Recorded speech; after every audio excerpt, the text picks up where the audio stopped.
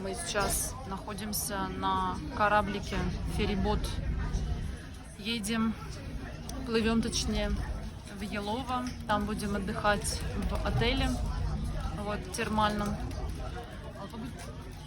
Fiyat ne kadar? Yalova'ya kadar İstanbul'da. Yeni kapıdan. İki kişi 850 lira. Bir kişi 850 lira gidiş ve dönüş ne kadar? Dönüş daha ucuz. 760 lira. 760 лира донюш. Этот донюш, то есть этот возвращение с Ялова будет в воскресенье. И воскресенье чуть подешевле, да? Нормально вообще, мне кажется.